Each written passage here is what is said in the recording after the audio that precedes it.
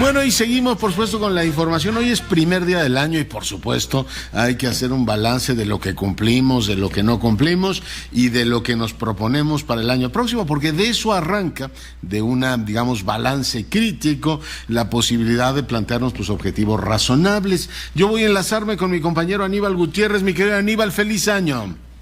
Igualmente, Leonardo, muy feliz año, que sea lleno de éxitos, igual para todo el equipo y para toda nuestra audiencia. Oye, mi querido Aníbal, a ti no te voy a preguntar si ahorraste lo suficiente el año pasado o vas a ahorrar más, porque eres un hombre muy rico. Tampoco te voy a decir si vas a bajar de peso o no, porque eres un hombre delgado. Y tampoco fumas, ¿no? Son los típicos propósitos de voy a ahorrar, bajar de peso. Tampoco te digo si vas a leer mucho, porque lees y estudias.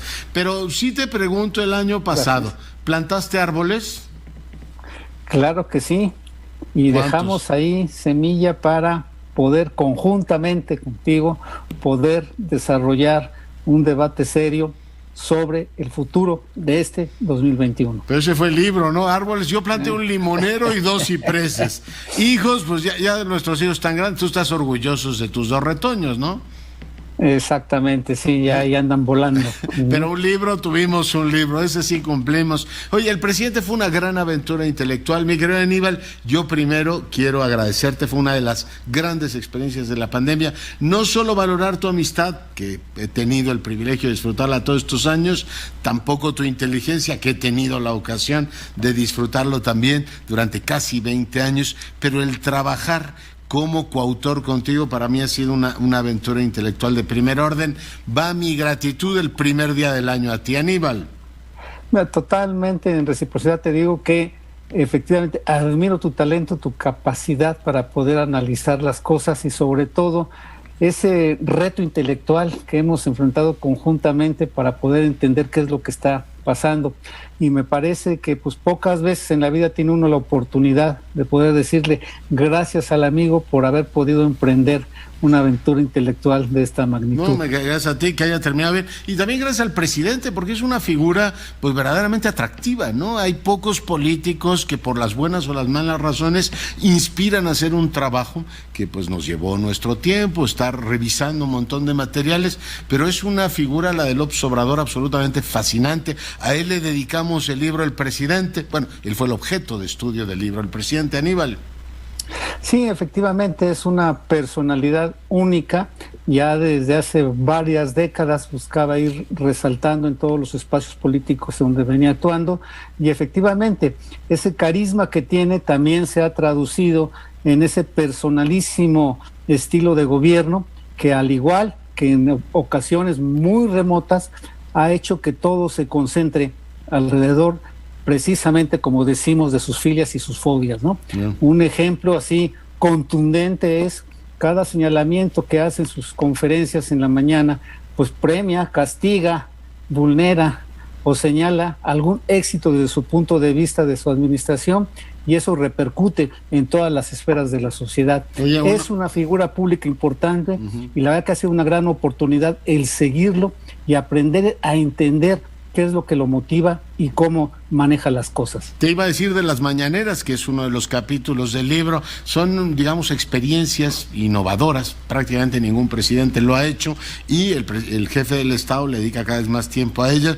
Es una experiencia en donde informa, en donde adoctrina, porque reparte mucha doctrina política a sus bases y, como tú dices, critica. Yo digo que es como el spa del presidente, ¿no? Todas las mañanas va, hace esas funciones fundamentales, creo que las disfruta. De otra manera no le dedicaría hasta 3 horas en alguna ocasión a las mañaneras y ya después encara el día y todas sus responsabilidades. O sea, para él entender efectivamente la comunicación directa en estos 3 planos que describía es fundamental. Y después su biografía, Aníbal, yo creo que queda claro que es un personaje difícil de ubicar en una tradición latinoamericana o de la izquierda global.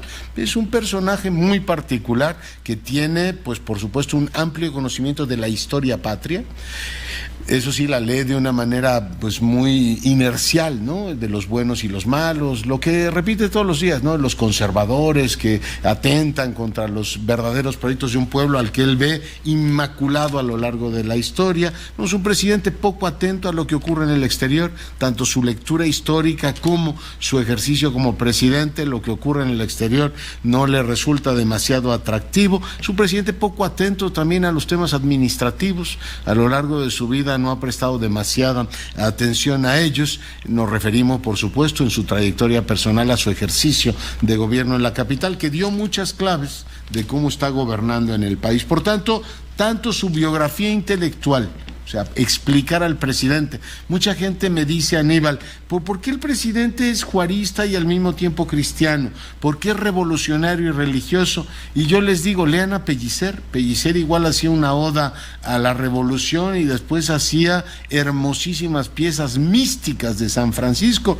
Ese franciscanismo que tanto le gusta al presidente, creo que es tributario de ese río poderosísimo que fue don Carlos Pellicer. Mi querido Aníbal. Sí, fíjate que esa es una de las cuestiones centrales en términos de entender su manera de ver las cosas. Viene, como bien señalas, desde su formación intelectual, su cercanía con el poeta y cómo abreva de él muchas de las ideas, y particularmente esta idea de identificar, digamos, religiosamente que hay buenos y hay malos, hay un cielo y hay un infierno, y estás en un lado o estás en el otro, y vinculado a una lectura de la historia del país donde los legados que tenemos documentados son que efectivamente la historiografía de ese momento era quién está en un bando y quién está en el otro, no había en medio nadie, y eso lo está replicando actualmente en términos de su visión de la realidad, y eso también le agrega precisamente a su carisma, que siempre busca una referencia en ese siglo XVIII, en ese siglo XVII, en ese siglo XIX, va buscando ahí esos referentes que para muchas generaciones todavía, de las que fuimos formadas con la historia que aprendimos en la segunda mitad del siglo pasado,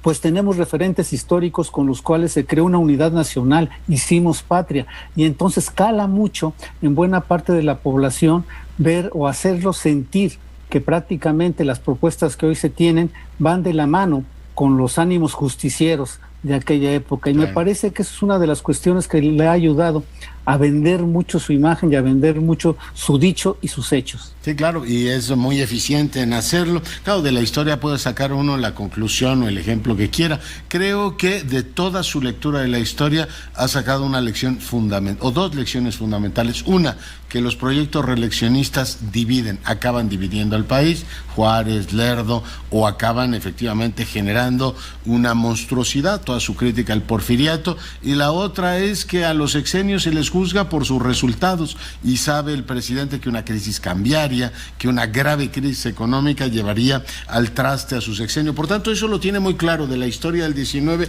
y del 20. El presidente criticaba mucho el pensamiento único de los neoliberales, pero Aníbal, en materia de política social y en materia de política económica, el presidente, digamos, muestra sofisticación, muestra apertura a las modernas corrientes de pensamiento. No, ahí lo que se está combinando es una idea de hacer sentir diferente su gobierno, pero en la práctica lo está acotando a 2 o 3 prácticas en la economía y en lo social que se implantaron hace muchos años y que no dieron resultado. Por ejemplo, en lo social se continúa con una política desarticulada, pero hoy estrictamente orientada a otorgar dinero, transferencias monetarias, y a no más de 2 o 3 grupos de población. Está el esquema de los adultos mayores, por un lado, el otro becas para jóvenes, y párale de contar. Y se reduce estrictamente a que por su simple condición están obteniendo una transferencia monetaria, pero no hay nada que lo acompañe. Al contrario, se ha deteriorado la inversión en crearles un entorno favorable para su desarrollo a los jóvenes. No hay inversión en infraestructura para que se desarrollen actividades económicas relevantes en cada sector, en cada región, y que confluyan ahí la necesidad de empleo de nuestros jóvenes con una oferta importante de trabajo. Tampoco estamos viendo que, ligado, por ejemplo, a una política de bienestar, se estén fortaleciendo las instituciones que te acaban de construir el bienestar. No es nada más la transferencia monetaria. ¿Dónde está garantizado el acceso a una atención de salud permanente y a lo largo del ciclo de vida y de calidad? Las instituciones de salud públicas han visto deteriorado su nivel y efectivamente iniciamos la administración con crisis terribles en términos de falta de medicamentos, sobre todo el tema tan traído de la desgracia de la falta de medicamentos para niños con cáncer, el tema de las vacunas y veremos cómo se va a dar su distribución, y así por el estilo. En términos de salud se ha deteriorado todo lo que era un servicio público que con todos sus males y que sí había fugas y demás, pero al menos a la parte de la población que más lo necesitaba le garantizaba una oferta de bienes y servicios de salud a la mano. Y por otro lado, en términos educativos, se impulsa una reforma educativa importante, pero a final de cuentas no se logra sacudir el lastre que representa el peso de los sindicatos, ¿no? El sindicato de la educación y demás, ahí sigue, y le dictaron la plana en muchos momentos, y pone, por ejemplo, una cuestión fundamental, que sea obligatoria la educación superior y que además sea gratuita, pero no ponen recursos para ello. Entonces, así como tiene ese discurso de justicia, al mismo tiempo vemos que en los hechos también está limitando las capacidades del gobierno para cumplir con ello. El presidente tiene muy marcado en su cultura histórica que el país funcionaba muy bien hasta antes del 82, cuando vienen los liberales y hacen las transformaciones, como si las reformas liberales no hubieran sido producto del colapso del modelo anterior, sino como una especie de lógica del mundo era perfecto, y llegaron los neoliberales a echarlo a perder. Digo, esa es la visión que el presidente en muchos de sus textos y discursos deja ver, pero en todos ellos hay un punto de nostalgia, mi querido Aníbal, por Antonio Ortiz Mena, y uno se pregunta, porque el presidente sigue con esta idea de que el desarrollo estabilizador era la síntesis de lo bueno y lo mejor, y que tenía un gran artífice, que era un secretario de Hacienda, que no se dejaba presionar por los presidentes, o que tenía una enorme capacidad de tener las cuentas en orden y al país creciendo. Ya no hay Ortiz Mena, o en fin, el presidente no ha encontrado el suyo, porque es curioso que un presidente que tiene esa idea del pasado no haya delegado en un secretario de Hacienda fuerte la conducción de la economía, como sí lo ha hecho, ya hablaremos más adelante, mi querido Aníbal, en la política exterior. ¿No existen ya los Ortiz Mena? Efectivamente, hoy no tenemos personajes de ese tamaño, en donde además él mismo reconocía que más que una estrategia previamente diseñada y demás, realmente parte del desarrollo estabilizador surgió por decisiones pragmáticas para enfrentar una coyuntura. Pero más aún, él decía que era importante sin duda tratar de contener el crecimiento de precios en ese momento, un esquema diferente de economía cerrada, subsidios y demás, pero que era importante mantener esa estabilidad de precios y un equilibrio financiero, o sea, mantener la estabilidad en las finanzas públicas, pero eso era solamente una condición, porque lo importante era generar recursos, promover la inversión pública y generar condiciones para una mayor inversión privada también. Él lo que planteaba es, a partir de aquí lo que tenemos que hacer es desarrollar un modelo propio de desarrollo con el cual tengamos una fuerte inversión privada nacional y que nos genere empleos, los empleos que vamos a necesitar, previendo precisamente ese boom de la juventud de aquellos años. Oye, la idealización del pasado pues es algo que todos tenemos, pero decía que el recorte, digamos, intelectual del presidente lo lleva a ignorar el entorno internacional, ¿no? Y bueno, cuando uno ve lo que ocurrió en México en esos años, el talento de Ortiz Mena, todo lo que tú quieras, pues en todo el mundo estaba ocurriendo. Macario Schettino demuestra, por ejemplo, que el resto de las economías latinoamericanas, las importantes, crecieron más o menos al mismo ritmo que la mexicana. Y cuando tú lees un libro de historia económica de Francia, por ejemplo, no pretenderé que la élite política mexicana lea eso, pero a lo que nosotros llamamos milagro mexicano, ellos lo llaman los 30 gloriosos, ¿no? Es decir, fueron 30 años de crecimiento importante de todo el planeta. O sea, virtudes mexicanas todas las que quieras, pero un entorno internacional que favoreció eso también, Aníbal. Efectivamente, a partir de la posguerra es cuando se dan esas condiciones para el crecimiento, y nuestra relación con Estados Unidos se vio favorecida también por la propia guerra de Corea y Vietnam de Estados Unidos, lo cual hizo que la industria mexicana pudiera tener un mercado importante allá en el norte, y eso contribuyó muchísimo al desarrollo. La lógica de la inversión extranjera era diferente, venía a estos mercados para poder aprovechar el mercado interno en desarrollo, y hubo un momento clave, reconocido, por ejemplo, con el apoyo que le dio precisamente la administración, las dos administraciones de Antonio Ortiz Mena al desarrollo de la banca privada, que iba de la mano del desarrollo de algo que hoy se está destruyendo, una clase media importante, de peso, que ocupaba ya trabajos de calidad y que contribuía a la generación de mayor riqueza en el país. Otro problema no resuelto fue el de la distribución, que tampoco se llegó a niveles óptimos de distribución del ingreso, pero sí se cumplió con la premisa de garantizar un modelo de crecimiento en el cual se creó lo que hoy más falta hace, una robusta clase media en esos momentos. Oye, el problema de suspirar por el pasado es que el pasado nunca es como el presente y no tenemos las condiciones internacionales que había entonces. Analizamos también un capítulo de política exterior donde vemos un presidente muy pragmático, a diferencia de muchos políticos de izquierda latinoamericanos. López Obrador no es un anti-yanqui, ¿sí? Fue un hombre que desarrolló una relación pragmática con Trump, tiene un anti-españolismo como muy arcaico, ¿no?, que tenían las generaciones anteriores en este país y que lo ha reflejado en varias posturas, incluso algunas francamente desgastantes, como la petición de disculpas, no solo a España, sino al Vaticano, e ir pidiendo códices a distintos países europeos, generando un irritante. Pero bueno, además de eso, revisamos la seguridad y revisamos el tema presupuestal. Nos habían prometido que combatiendo la corrupción, Aníbal, y combatiendo efectivamente los dispendios, la famosa austeridad republicana, el dinero iba a fluir por todos lados, y resulta que hasta el aguinaldo de los burócratas tuvieron que succionar porque no llegamos a fin de mes. Sí, efectivamente, y en el tema presupuestal hay una cuestión ahí interesante. Primero el recurso es insuficiente. El combate a la corrupción no dio los recursos que se esperaba, iban a permitir alimentar todos los programas que ha diseñado directamente el presidente. Y en ese sentido hoy tenemos un presupuesto, por un lado, que no ha podido crecer en los últimos 3 años, y en segundo lugar, aparte de insuficiente, hoy está concentrado en 2 o 3 programas prioritarios, y esto ha limitado la capacidad del gobierno de hacer cosas. Aquí ha habido un mensaje regularmente de la administración en términos de que el presupuesto alcanza y sin corrupción va a alcanzar. Sin embargo, pues no hay ninguna experiencia en la que un gobierno pobre dé resultados óptimos o le dé a corto plazo, cualquiera de los dos escenarios, alguna oferta de bienes y servicios públicos suficiente y de calidad. Siempre el presupuesto ha sido escaso ante las necesidades que tenemos. Hoy lo es más, por un lado, insisto, porque no han tenido capacidad de hacerlo crecer, y en segundo lugar, por la tremenda concentración que se hizo de este presupuesto. Y va ligado al otro tema que puedes estar mencionando hace un momento, que es el de la Administración Pública Federal.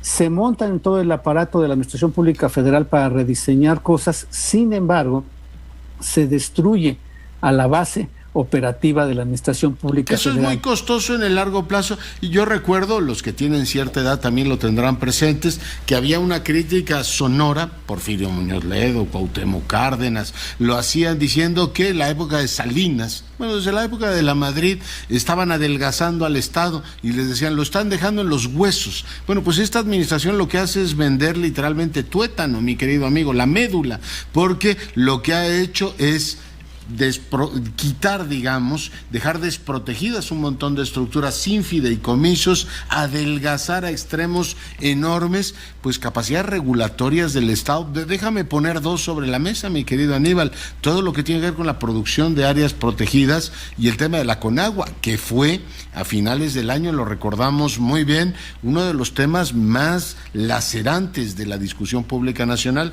cuando veamos que no hay un órgano totalmente, digamos, o bien equipado para enfrentar pues temas como las lluvias, digamos, el crecimiento de las presas, todo lo que se planteó entre octubre y noviembre del año pasado, y que pues enlutó Tabasco y Chiapas. O sea, cuando tú le quitas capacidades operativas a un Estado, lo empobreces fatalmente, y tampoco es que resuelvas el tema de la gente diciendo, a ver, quito los ladrillos de esta casa y a los demás les resuelvo la vida.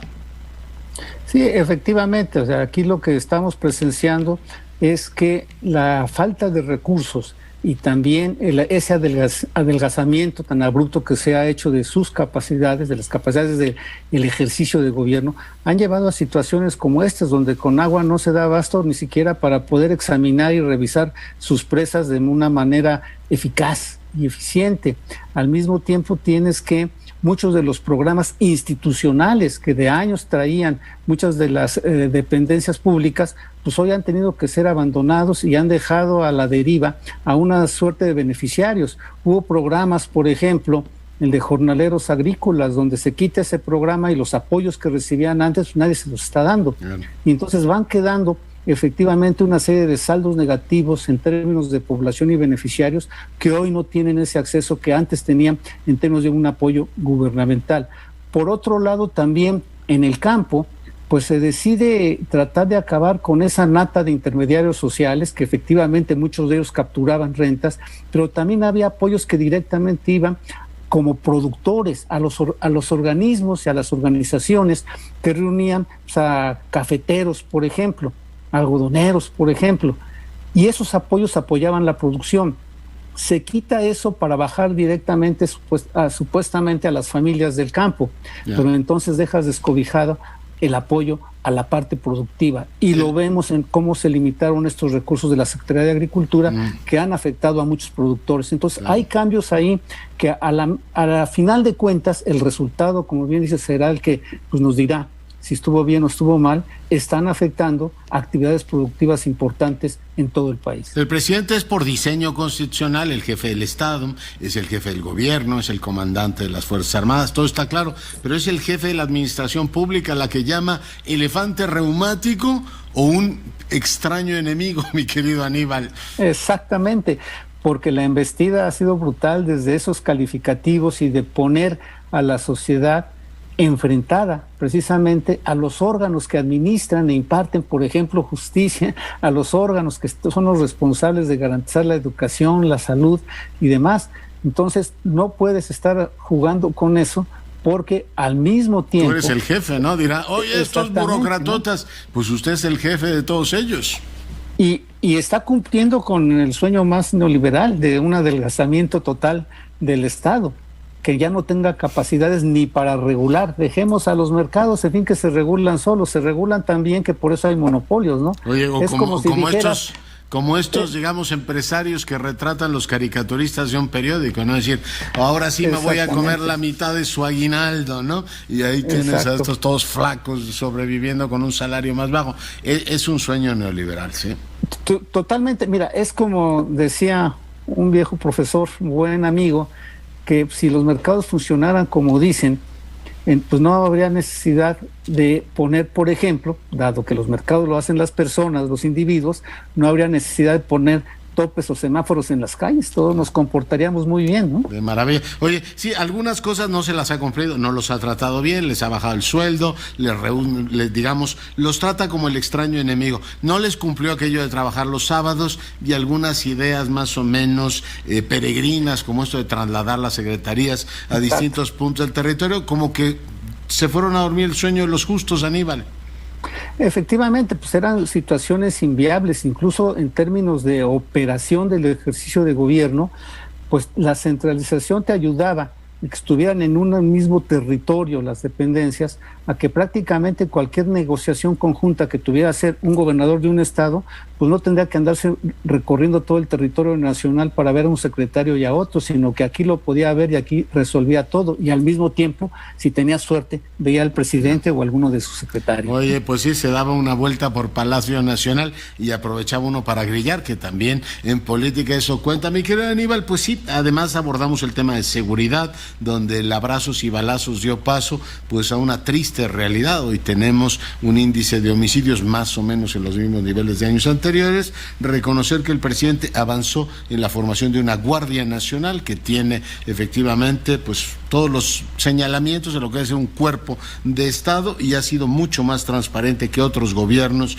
en ese tema, pero pues nos sigue debiendo la resolución del gravísimo problema que es poner a México en paz. Y bueno, pues ahí está el libro ya en librerías, mi querido Aníbal, creo que vale la pena echarle un vistazo. Son las digamos, las claves para entender hacia dónde se mueve este sexenio, y pues te reitero que para mí ha sido un privilegio escribirlo contigo. Te deseo, Aníbal, un año espléndido. Igualmente, querido Leonardo, fue una gran experiencia y estamos listos para la que siga. Me parece que fue importante este trabajo, sobre todo en aras del propósito común que teníamos de contribuir a una deliberación pública más seria en torno al presente y el futuro que nos espera. Feliz año, querido. Igualmente, un abrazo. Bueno, pues ahí tiene usted Aníbal Gutiérrez, coautor con un servidor del libro del presidente, que está ya en librerías. Si usted le quiere echar un vistazo, bueno, pues le agradecemos mucho también sus comentarios, nos los puede remitir a nuestras redes sociales.